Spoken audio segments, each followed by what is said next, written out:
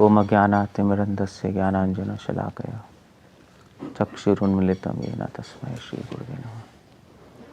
नमः ओम विष्णुपदाय कृष्णप्रेष्ठाय भूतले श्रीमते भक्तिवेदान्तस्वामिनिति नामिने। नमस्ते सरस्वती देवे गौरवाणी प्रचारिणे विशेषशून्यवादी भाष्यादेष्टाय। ओके, शिला प्रभुपाद, हम सबको पता है कि एटलीस्ट हमारे इस्कॉन के लिए, हमारे इस्कॉन के फाउंडर आचार्य हैं।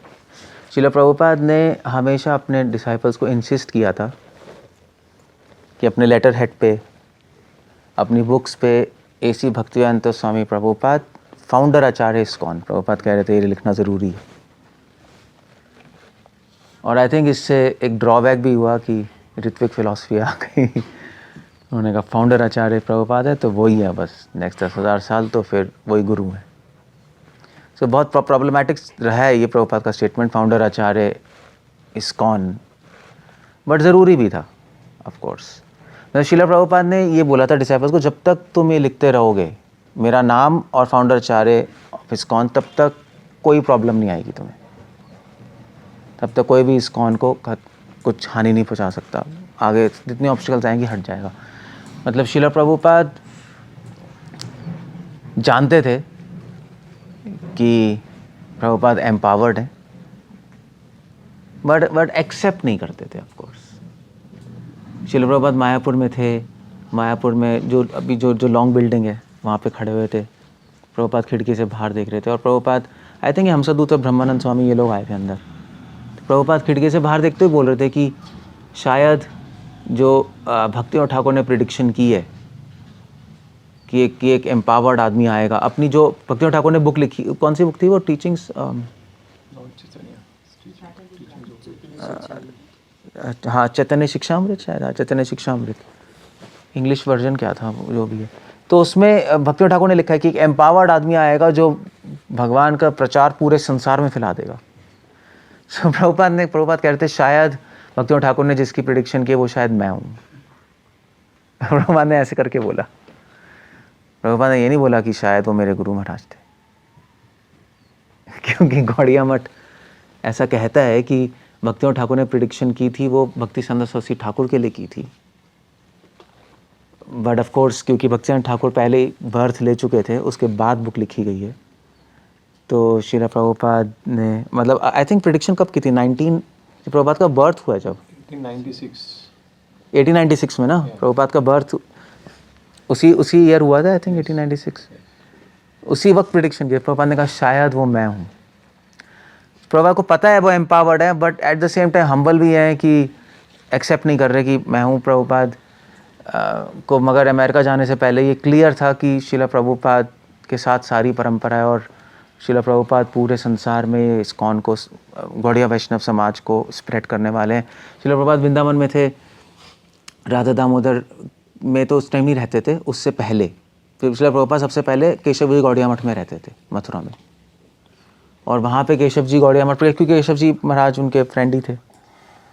और फिर उसके बाद कुछ खटपट हो गई वहाँ केशव जी गौड़िया मठ में, क्योंकि शिला प्रभुपाद इनिशिएशन देना शुरू कर दिया था प्रभुपाद ने, और केशव जी महाराज भी एक इनिशिएशन देते थे। तो केशव जी महाराज के जो डिसाइपल्स थे वो एनवियस हो गए प्रभुपाद से। उन्होंने कहा यार हमारे गुरु इनिशिएशन देंगे हमारे मठ में, तुम कैसे दे रहे हो।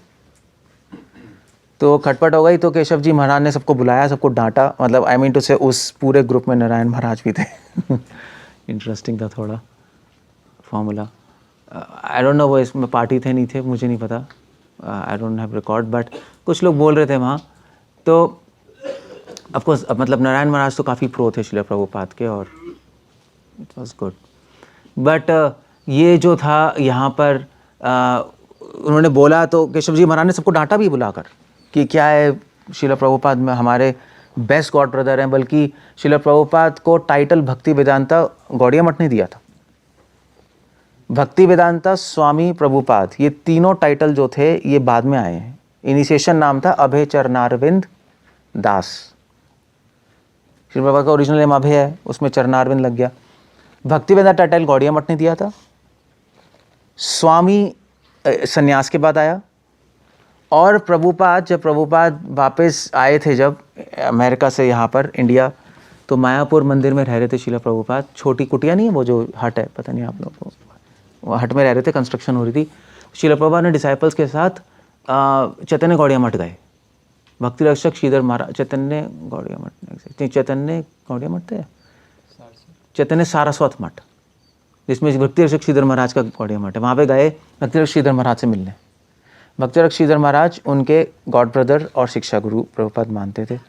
सो गए मिलने, तो वहाँ पर वो बैठे हुए थे, उन्होंने भी लेक्चर किया, प्रभुपाद ने भी लेक्चर किया, और ये भी थे उसके बाद उनके साथ केशव जी महाराज भी थे। सब आए मिलने, प्रभुपाद आए फॉरेन से, सारे फॉरेनर डिसाइपल बैठे हैं। तो सब फिर उसके बाद लेक्चर का कीर्तन हो रहा है, जय प्रभुपदा जय प्रभुपदा, भक्ति सुंदर सुरेश ठाकुर के लिए। तो बहुत कीर्तन हुआ, बड़ा अच्छा लगा। तो फॉरेनर जब आए वापस, तो फॉरेनर्स ने कहा यार हम ये सेम कीर्तन मतलब, तो उस टाइम प्रभुपाद नहीं कहते थे, उस टाइम स्वामी जी कहते थे। प्रभुपाद टाइटल नहीं था कि हम स्वामी जी के लिए सेम कीर्तन करेंगे, बड़ा अच्छा है, जय हो प्रभुपदा। अब उनको ट्यून अच्छी लगी उनका टाइटल नहीं था वो पॉइंट। उन्हें यार कीर्तन करना भी बड़ा मज़ा है, आता है प्रभुपदा जय प्रभुपदा, ट्यून भी बड़ी अच्छी है, हम लोग करेंगे। तो ऐसे बात फैलते फैलते प्रभुपाद के पास पहुंची, तो स्वामी जी के पास। तो उन्होंने कहा स्वामी जी हम आपको प्रभुपाद जी बोल सकते हैं, हमें बड़ा अच्छा कीर्तन लगा।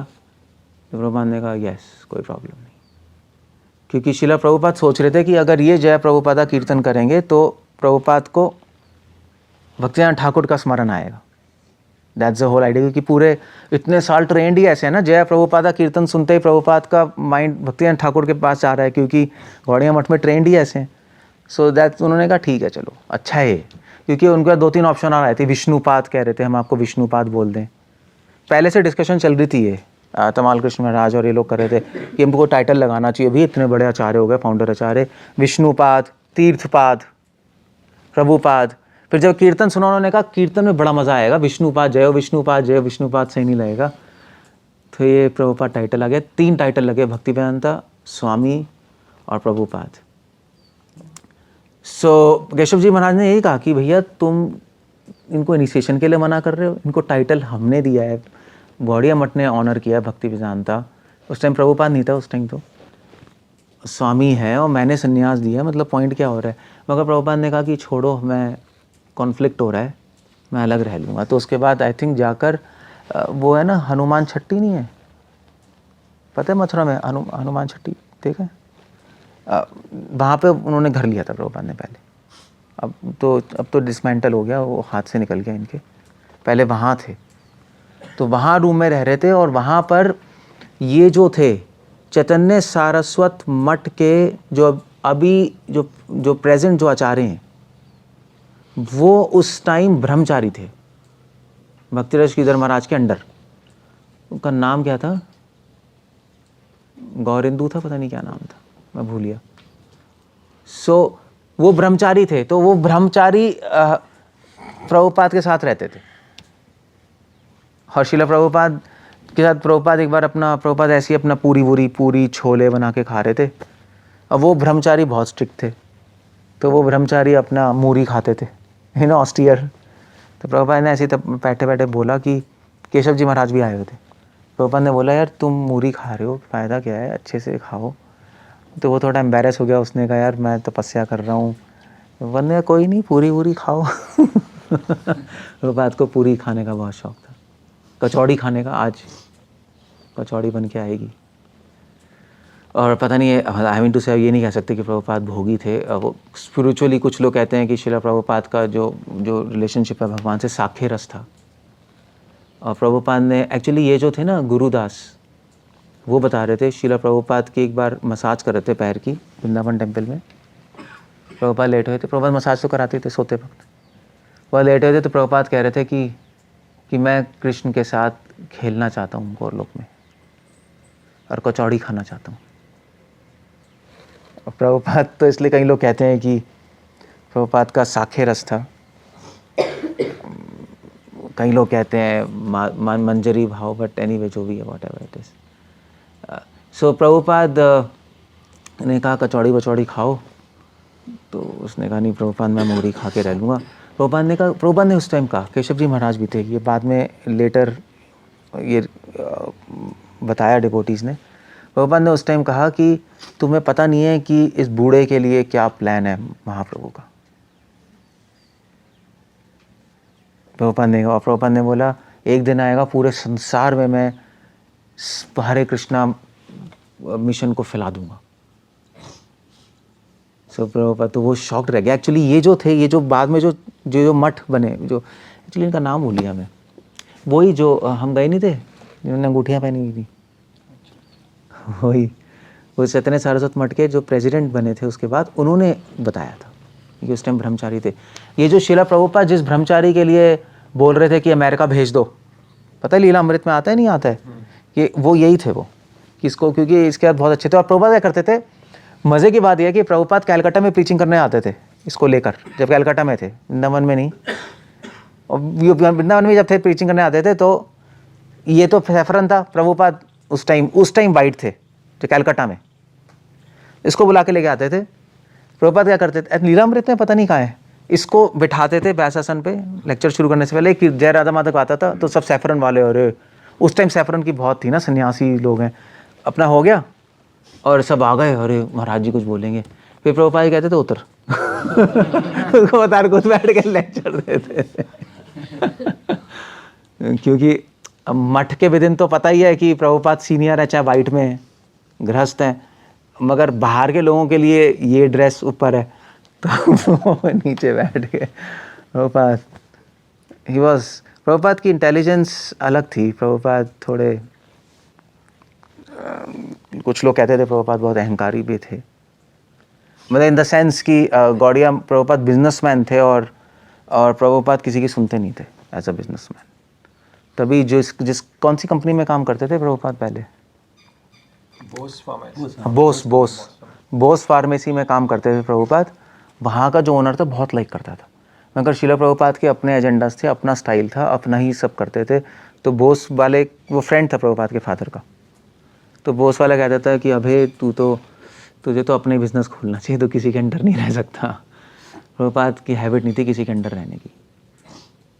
अब आप उसको प्लस मान लो या नेगेटिव मान लो, मुझे नहीं पता, बट ऐसे ही था और प्रभुपाद ने फिर एक इंडिपेंडेंट इंस्टीट्यूशन भी खोल दिया, फैक्ट्री भी। उसके बाद प्रभुपाद ने अपनी फार्मेसी खोली थी, डे फार्मेसी, प्रयाग फार्मेसी, फिर उसके अपनी फैक्ट्री भी खोली। फिर प्रभुपाद अपने गॉड ब्रदर्स के साथ भी थे, बट इंडिपेंडेंट करते थे प्रभुपाद अपना, ठीक है। और मज़े की बात है कि भक्तिनाथ ठाकुर ने भी बोल दिया, स्टैंप लगा दी, सारे डिवोटी ने कंप्लेन की, अभय अपना इंडिपेंडेंट करता रहता है, मगर हमारी बहुत हेल्प करता है डोनेशंस में और इसमें, मगर आप इसको मठ में बुला लीजिए ना, मठ में ज़्यादा हेल्पफुल होगा। प्रभुपाद ने कहा उसको अलग से करना है तो वो टाइम आने पे कर देगा। तो भक्तिनाथ ठाकुर ने भी स्टैंप लगा दी, इंडिपेंडेंट ही ठीक है ये, तुम्हारे भक्तिनाथ ने कहा तुम्हारे साथ आएगा तो ये ख़राब हो जाएगा।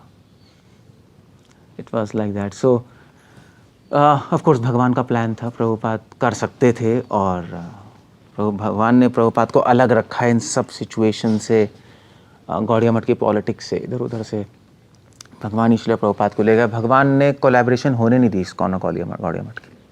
हालांकि प्रभुपाद ने अपनी हम्बलनेस में बहुत ट्राई किया कोलैबोरेशन, कितने सारे लेटर उन्होंने चैतन्य सारस्वत मठ लिखे, केशव जी गौड़िया मठ लिखे कि प्लीज़ हेल्प कर दो। प्रभुपाद ने यहाँ तक लिखा कि आप आ जाइए और आप टेक ओवर कर लीजिए। प्रभुपाद ने यहाँ तक लिखा, मैं तो बूढ़ा हो गया, आप टेक ओवर कर लो, आप कर लो।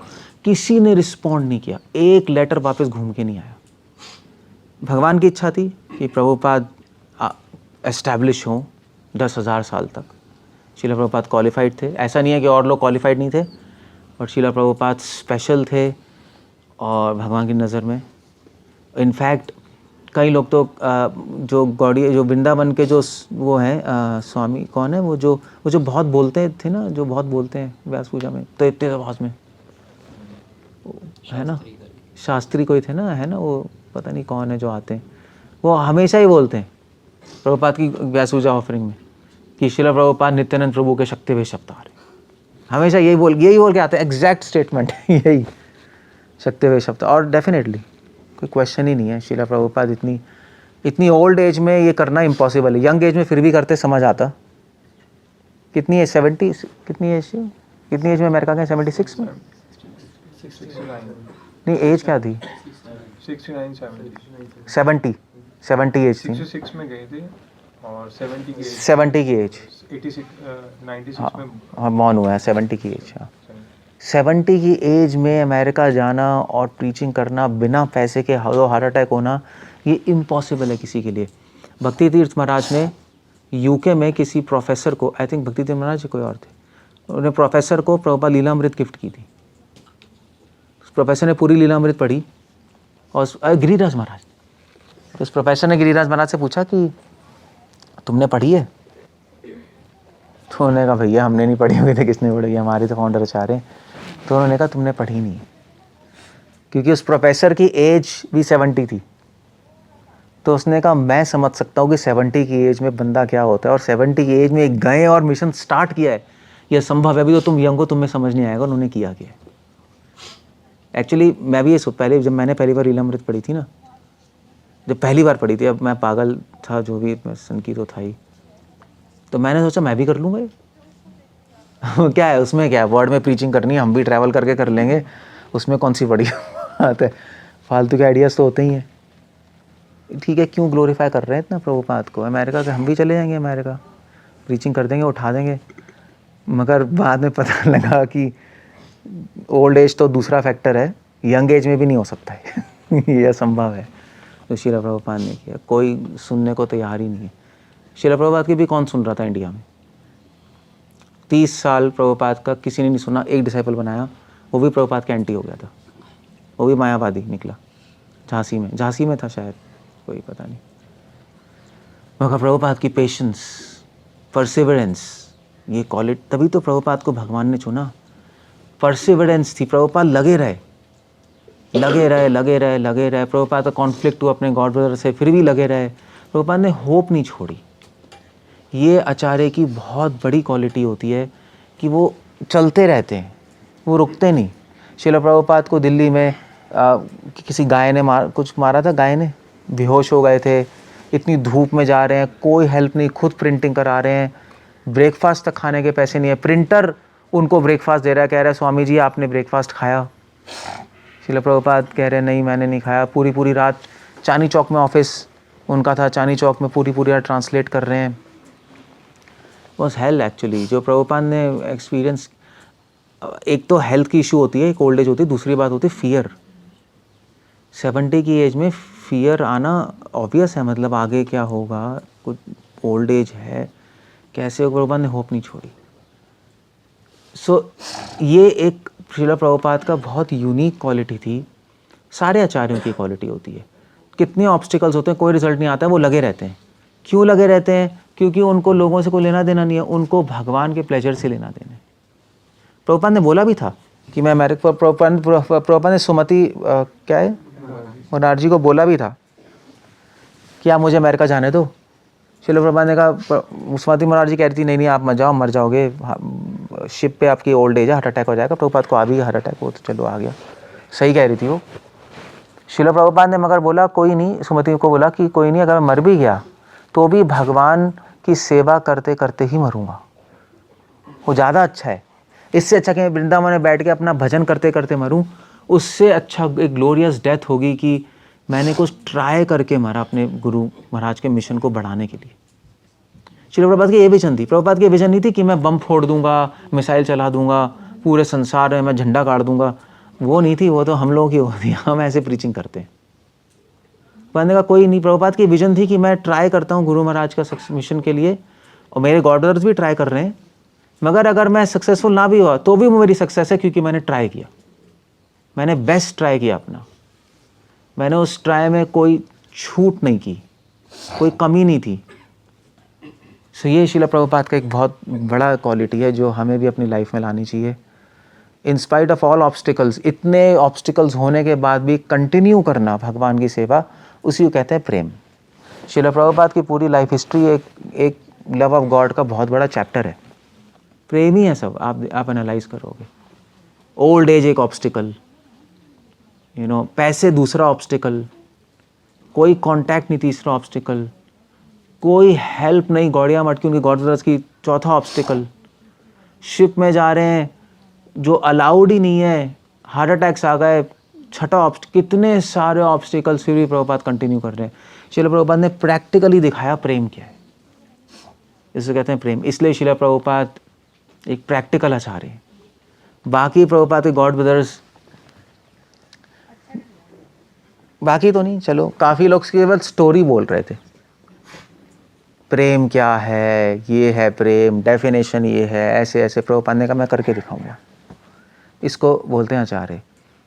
सो ये एक क्वालिटी जो मैं आज फोकस करना चाह रहा था, जो आज आप लोग, ऐसे तो हम बोल सकते हैं शिला प्रभुपाद के बारे में, और को भी बोलना है, बट मैं ये जूम इन करना चाह रहा था इस क्वालिटी पे। परसिवरेंस, होप, आशा। आशा जो है ये हमारे गौड़िया वैष्णव समाज का बेस है। ये वो क्या है वो श्लोक, नहीं वो तो ठीक है, आशा भरैर, रूप गोस्वामी लिख रहे हैं, तो ललिता अष्टकम में लिख रहे हैं, आशा भरैर पदिंदु, एग्जैक्ट श्लोक भूल गया हूँ। रघुनाथ स्वामी, रूप गोस्वामी लिख रहे हैं कि मैं इस आशा से जी रहा हूँ। क्या आशा है? ये आशा है कि कभी आपके, हे राधा कृष्ण, कभी आपके चरणों में, घर्म बिंदु, आपके चरणों में एक पसीने की बूंद आएगी, और वो मैं देखकर, जैसे ही मैं देखूंगा, मैं एक कपड़ा लाके उसको वाइप कर दूंगा। ये इस सर्विस, इतनी सी सर्विस मैं चाहता हूँ। ये नहीं कि पंखा करना चाहता हूँ, लाइक चामारा ढुलाया जो हम गाते हैं, क्या सॉन्ग है वो, राधा कृष्ण प्राण मोरा जोगला किशोर जीवन मरने का थी। उसके बाद क्या, श्याम गौरी अंगे दीवो चंदनेरा गंधा। श्याम गौरी, मैं आपको चंदन लगाऊंगा, गंध लगाऊंगा, चामर करूंगा। लोग ऐसा सोचते हैं। ललिता सखी क्या सोच रही हैं? कह रही हैं सॉरी, ये तो बहुत बड़ी बड़ी सेवा है। मैं ये चाहती हूँ कि अगर थोड़ा सा भी कुछ इनकन्वीनियंस हो राधा कृष्ण को, एक पसीने की बूंद भी आ जाए पैर में, तो मैं उसको पूछने के लिए रेडी हूँ। ये इस आशा से मैं जी रही हूँ कि मुझे ये सर्विस मिल जाए। रघुनाथ स्वामी कह रहे हैं ये होप बहुत बड़ी चीज़ है। शिला प्रभुपाद की पूरी लाइफ में होप दिखाई दी, तभी भगवान खुश हुए। अगर हम फ्रस्ट्रेट हो जाएंगे, हम डिजेक्ट हो जाएंगे, डिप्रेस हो जाएंगे, कुछ भी नहीं हो रहा, क्या हो रहा है, फिर तो हम रियल फॉलोअर नहीं है आचार्यों के। आचार्यों में बहुत बड़ा गुण होता है। भक्ति सिद्धांत सरस्वती ठाकुर में क्वालिटी थी होप की। भक्ति सिद्धांत ठाकुर ने तो 9 साल जप किया बैठ के। 3 लाख किए थे, 1 लाख, 3 लाख नाम जप किए थे ना। 3 लाख नाम 9 साल के लिए जप किए। मतलब उनकी कुछ वाव थी, पता नहीं कितने जप करना, 9 करोड़ था, पता नहीं कितने जप करना भगवान जाने है। हाँ, कुछ करोड़ जप। तो उन्होंने कैलकुलेट किया 9 साल में 3 लाख नाम जब रोज जप करेंगे। क्यों कर रहे थे? इस आशा से कि महाप्रभु की मुझे कृपा मिले और फिर मैं महाप्रभु का मिशन पूरे संसार में स्प्रेड करूँगा। और ये जो हम सोचते हैं ना कि भक्तिनाथ ठाकुर, कई लोग कहते हैं यार कितने तपस्वी और कितने मतलब स्ट्रिक्ट थे कि उन्होंने 9 साल चैंटिंग की। एक्चुअली ये स्ट्रिक्ट नहीं, तपस्या नहीं थी, ये हम्बलनेस थी। आप उल्टा सोचोगे तो भक्तिनाथ ठाकुर वैसे भी कह रहे थे मैं प्रीचिंग करना शुरू कर रहा हूँ। उनको अपने क्वालिफाइड नहीं समझा उन्होंने कहा मैं क्वालिफाइड नहीं हूँ प्रीचिंग के लिए, पहले मुझे शक्ति चाहिए, पहले कृपा चाहिए। तो ऐसा लगता है कि भक्तिनाथ ठाकुर बहुत तपस्वी थे और बहुत उन्हें तपस्या करके शक्ति प्राप्त की। एक्चुअली नहीं, ऐसा नहीं था। वो तो थोड़ी सी लेश मात्र कृपा चाहते थे महाप्रभु की, और उनको पता था महाप्रभु की कृपा प्राप्त करने के लिए मुझे उनको खुश करना पड़ेगा। इसलिए वो 9 साल बैठ के जप करते रहे, उन्होंने प्रीचिंग नहीं की। और 9 साल जप करना होप चाहिए नहीं, ऐसे कौन कर सकता है? रोज कुछ हो नहीं रहा, कुछ नहीं हो रहा, बैठ के कर रहे हैं, आसान नहीं है करना। पहले तो रोज 3 लाख नाम जप करना ही मुश्किल है। होप थी भक्तिविनोद ठाकुर के लाइफ में, होप दिखाई दी। भक्तिविनोद ठाकुर ने कहा कि एक आएगा महान सेनापति, एक होप थी। इस होप से, इस आशा से जो जीता है वही गौड़िया वैष्णव है। और वो होप और आशा श्रील प्रभुपाद ने अपने लाइफ में भी दिखाई। वो आशा जो है उसी से सारे अच्छे गुण आ जाते हैं। पेशेंस, धैर्य आता है जो प्रभुपाद में था, टॉलरेंस आती है, सहन शक्ति आती है, सारे अच्छे गुण आ जाते हैं। सो हम अपना भक्ति शिला प्रभुपाद को फॉलो करते हुए करें। हम भी होप रखें, होप कभी मत तोड़ना अपना, कि भगवान कृष्णा मिलेंगे, कृष्णा प्रेम ज़रूर मिलेगा अगर भगवान चाहते हैं। अगर कृष्ण प्रेम नहीं भी मिले इस लाइफ में कोई प्रॉब्लम नहीं है, हम जन्मों जन्मों तक करते रहेंगे जब तक हमें कृष्णा प्रेम नहीं मिले। कृष्ण प्रेम से भी ज़्यादा हम भगवान की जन्मों जन्मों तक सेवा करते रहेंगे जब तक हमें शिला प्रभुपाद की सर्विस ना मिले। हाँ, कई लोग ये भी कहते हैं, कई लोग नहीं, बात तो सही है, शिला प्रभुपाद की सेवा करना ज़्यादा सौभाग्य है जितना कृष्ण की सेवा करने से, क्योंकि शिला प्रभुपाद की सेवा करने से कृष्ण प्राप्त होंगे और कोई तरीका ही नहीं है। इनफैक्ट शिला प्रभुपाद के ऐसे हमें कृष्ण के बारे में पता लगा है, वो तो इंडिया में थोड़ा सा ये है प्रॉब्लम कि लोग प्रभुपाद से आसक्त कम है, कृष्ण से ज़्यादा है। आप वेस्टर्न कंट्री में जाओ, वहाँ कृष्ण का नाम भी नहीं सुनेंगे बिना प्रभुपाद के, पॉसिबल ही नहीं है, इम्पॉसिबल है वो। एंड दैट्स बहुत बड़ा अच्छा साइन है वो, शिला प्रभुपाद से आसक्त होना। मेरी रिक्वेस्ट है कि आप लोग प्रभुपाद की बुक्स पढ़ो प्लीज़, प्रभुपाद से अटैच हो। प्रभुपाद से अटैचमेंट सिर्फ सेंटिमेंटल लेवल पे नहीं होगी, वो प्रीचिंग से होगी। जैसे कल प्रोग्राम हुआ जन्माष्टमी का, हम प्रोग्राम्स कर रहे हैं, शिला प्रभुपाद बहुत खुश होंगे, प्रीचिंग प्रोग्राम्स, बुक डिस्ट्रीब्यूशन। और सबसे ज़्यादा प्रभुपाद खुश होंगे अगर आप प्योर डिवोटी बनोगे, सबसे ज़्यादा प्रभुपाद खुश होंगे। प्रभुपाद ने कहा, I want one moon not millions of stars. So हम लोग खुद शुद्ध भक्त बने। आप शुद्ध भक्त बनोगे तो हज़ारों को शुद्ध भक्त बना पाओ। आप शुद्ध भक्त नहीं बनोगे तो हज़ारों को जोड़ सकते हो मगर भक्त नहीं बना सकते, उसमें डिफरेंस है। और वो सारी पोटेंसी शिला प्रभुपाद से आ जाएगी। सो हम प्रे करते हैं प्रभुपाद से आज, मैं और आप सबके बिहाफ पे भी, कि शिला प्रभुपाद हमें गाइड करते रहें, प्रोटेक्ट करते रहें, मर्सी दें कि हम लोग एक सही मूड से कृष्णा कॉन्शियस में आगे चल पाएँ। क्योंकि कन्फ्यूजन्स बहुत हैं आज के ज़माने में, कोई कुछ बोल रहा है, कोई कुछ बोल रहा है, कोई कुछ बोल रहा है, कुछ बोल रहा है, इसको हज़ार लोग हज़ार चीज़ बोल रहे हैं। उसका बेस्ट सॉल्यूशन है प्रभुपाद की बुक्स पढ़ो। जो प्रभुपाद कह रहे हैं वो डिक्टम है, वो लॉ है। बाकी जो भी कह रहा है भैया ठीक है, आपको प्रणाम है, आप जो भी कह रहे हो। इसलिए शिला प्रभुपाद की बुक्स पहले तो पढ़ना इंपॉर्टेंट थी, आज पढ़ना बहुत ज़्यादा इंपॉर्टेंट है इस एज कन्फ्यूजन में। और शिला प्रभुपाद ने हमें सब कुछ दिया है, ऐसा नहीं है प्रभुपाद ने ABCD दिया है, XYZ नहीं दिया, सब कुछ दिया है। पढ़ने वाली बात है, प्रभुपाद की बुक्स में सब कुछ है, CC है, भागवत है, गीता है, सब कुछ ही है। मगर हैविंग सेड दैट, एक बात और ध्यान रखनी चाहिए कि शिला प्रभुपाद को समझने के लिए आपको परंपरा भी समझनी पड़ेगी। बिना परंपरा के आप प्रभुपाद को देख नहीं पाओगे। अगर आपको पता ही नहीं प्रभुपाद की हिस्ट्री क्या है, जो मैं बता रहा था, गौड़िया मठ में कैसे रहे, क्या हुआ, उनके गुरु ने क्या इंस्ट्रक्शंस दी, उनकी क्या टीचिंग्स थी, तो हम शिला प्रभुपाद को पूरी तरह अप्रिशिएट नहीं कर पाएंगे एग्जैक्टली उन्होंने किया क्या है, और ना उनको समझ पाएंगे। सो आज हम शिला प्रभुपाद को सिर्फ ग्लोरीफाई नहीं कर रहे, हम प्रभुपाद के थ्रू पूरी परंपरा को ग्लोरीफाई कर रहे हैं। और हम चाहते हैं कि हमारा कनेक्शन हो और हम इस तरह प्रभुपाद से अटैच होकर भक्ति में आगे। ओके, शिला प्रभुपाद की जय।